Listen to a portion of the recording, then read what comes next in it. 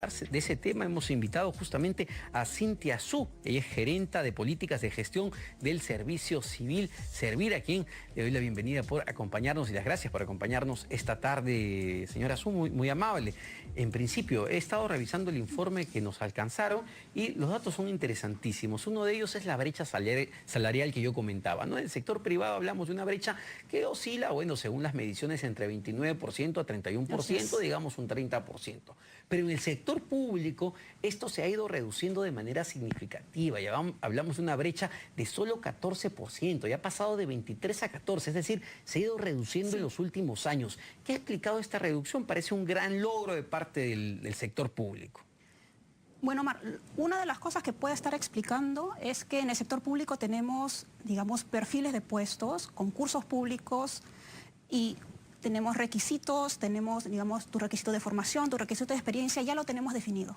Entonces, la apuesta por la meritocracia, la apuesta por los concursos públicos podría estar, digamos, viendo cómo estamos reduciendo. Y lo otro, también tenemos escalas salariales definidas. Claro. Los sueldos ya están definidos. Digamos, las cartas están puestas sobre la mesa, las cosas están mucho más reglamentadas, todo es mucho más transparente de alguna manera en el sector público, si lo queremos ver así, sí, porque digamos... De manera agregada. De manera agregada porque se da por ley, ¿no es cierto? En cambio, en el sector privado, pues a veces las cosas dependen del propio dueño de la empresa.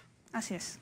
Pero, sin embargo, hay otros datos interesantes. Y antes de pasar al dato que me parece negativo, vamos a los datos positivos que arroja esta encuesta.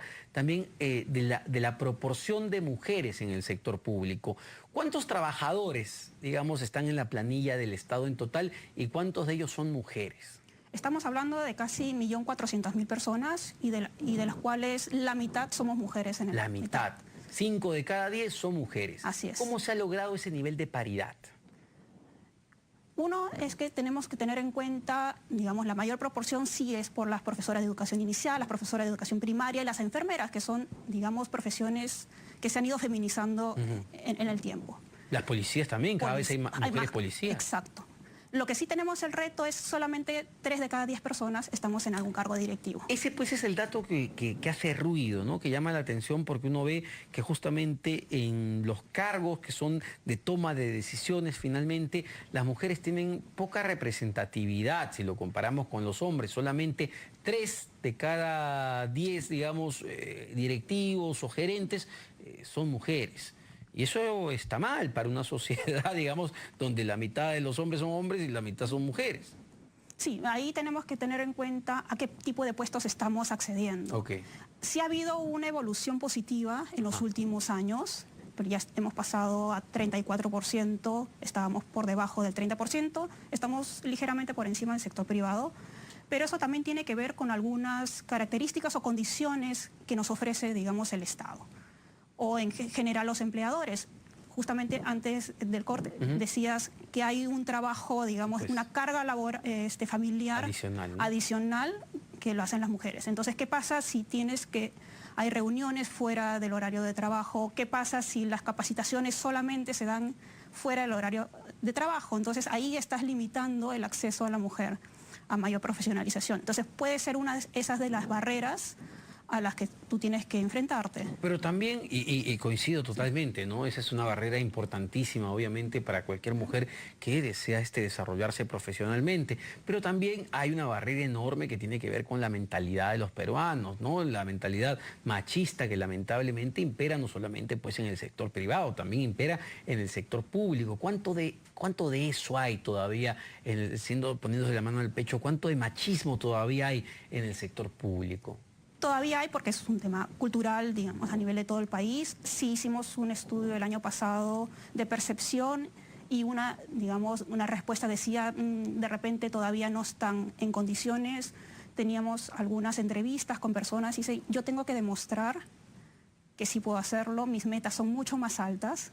Entonces, ese tipo de comportamientos son los que tenemos que ir trabajando a lo largo de toda la sociedad. Porque otro dato que me llamó mucho la atención y va en línea con todo esto que estamos hablando, tiene que ver con el nivel de profesionalización de las mujeres y lo que vemos es sorprendente. Las mujeres se preparan más o están mejor calificadas que los hombres, ¿no? Cuando se les pregunta sobre la educación, su nivel de educación, el 73% de las mujeres en el sector público tienen educación superior frente a un 57% de los hombres. Entonces, vemos mujeres preparadas, pero que no están en cargos directivos. ¿Qué es esto?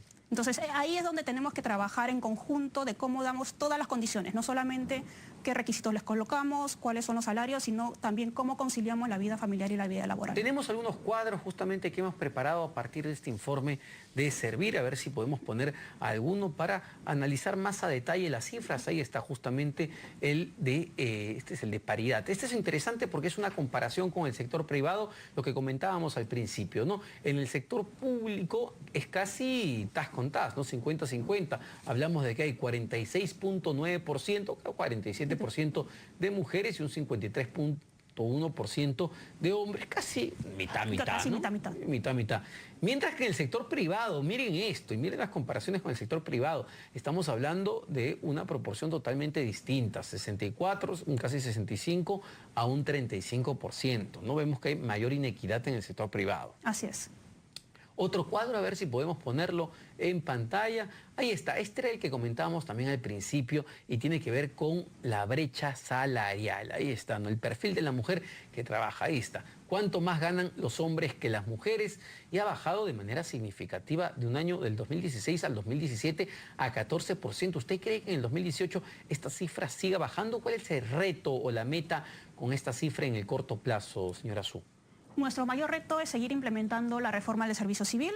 Tenemos, digamos, requisitos estándar, ya sueldos establecidos y con eso esperamos que la brecha se vaya reduciendo aún más. Al mínimo, ¿no es cierto? Eso es importante. A ver, el último cuadro que habíamos preparado sobre este interesante informe, una radiografía que ha hecho Servir sobre la mujer en el sector público. Y ojo, la brecha en el sector privado es 31%. Ahí está, ¿no? Este dato es interesante. 3 de cada 10 funcionarias y directivas son mujeres.